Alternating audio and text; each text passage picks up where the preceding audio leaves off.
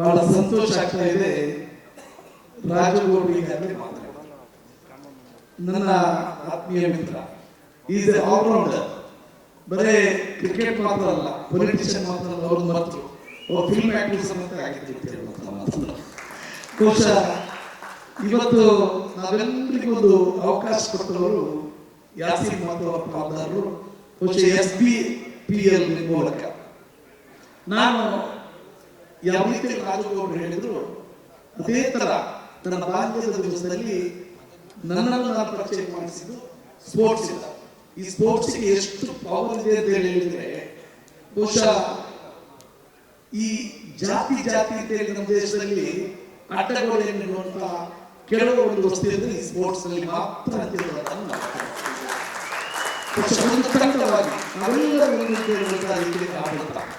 ಈ ಕ್ರಿಕೆಟ್ ನಾನು ಬಹಳ ಸಣ್ಣ ವಯಸ್ಸಿನ ನನ್ನ ಶಾಲಾ ದಿನಗಳಲ್ಲಿ ಪ್ರಾರಂಭಿಸಿದೆ.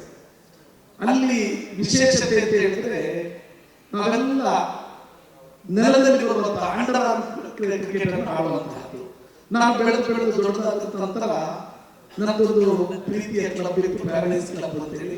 ಅದರಲ್ಲಿ ನಾನು ಓಪನಿಂಗ್ ಬ್ಯಾಟ್ಸ್ಮನ್ ಆಗಿದೆ. ತದನಂತರ ನಾನು ಆ ಯೂತ್ ಕ್ಲಬ್ನ ಅಧ್ಯಕ್ಷನಾಗಿದ್ದೆ. ಎಲ್ಲಿವರೆಗೆ ಅಂತ ಹೇಳಿದ್ರೆ ಈ ಕ್ರಿಕೆಟ್ ಬಹುಶಃ ಸ್ಪೋರ್ಟ್ಸ್ ಮನುಷ್ಯನನ್ನು ಇವತ್ತು ಡಾಕ್ಟರ್ನಿಂದ ದೂರ ಇಡುವಂತಹ ಒಂದು ಔಷಧಿ ಅಂತ ಹೇಳಿದ್ರೆ, ಬಾಲ್ಯದಿಂದ ಕಲಿತು ಬಂದಂತಹ ಎಲ್ಲರೂ ಸ್ಪೋರ್ಟ್ಸ್ ಅಥವಾ ಯಾವ ರೀತಿಯಲ್ಲಿ ಇದರಲ್ಲಿ ಇನ್ವಾಲ್ವ್ ಆಗ್ತದೆ, ಯಾವುದೇ ಸ್ಪೋರ್ಟ್ಸ್ ಆಗ್ತದೆ, ಬಹುಶಃ ಅವರು ಡಾಕ್ಟರ್ ಅನ್ನು ದೂರ ಇಡ್ತಾರೆ ಮತ್ತು ತಮ್ಮ ಆಯುಷ್ಯನ್ನು ಹೆಚ್ಚು ಮಾಡ್ತಾರೆ ಅಂತ ಹೇಳುವುದಕ್ಕೆ ಯಾವುದೇ ಸಂಶಯ ಇಲ್ಲ.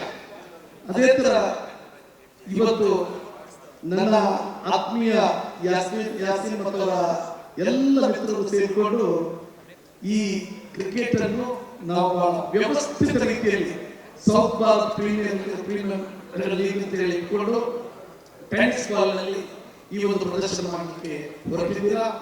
ದೇವರ ಅನುಗ್ರಹ ಮತ್ತು ಎಲ್ಲ ಕ್ರೀಡಾಭಿಮಾನಿಗಳು ಕ್ರಿಕೆಟ್ ಆಟಗಳು ಭಾರತ ದೇಶದಲ್ಲಿ ನಿಮ್ಗೆ ಗೊತ್ತಿದೆ ಯಾವ ರೀತಿಯಲ್ಲಿ ನಾವು 1947ರಲ್ಲಿ ನಮಗೆ ಬ್ರಿಟಿಷರನ್ನು ಒದ್ದೋಡಿಸಿ ನಾವು ಸ್ವಾತಂತ್ರ್ಯ ಪಡೆದಿದ್ದೇವೆ.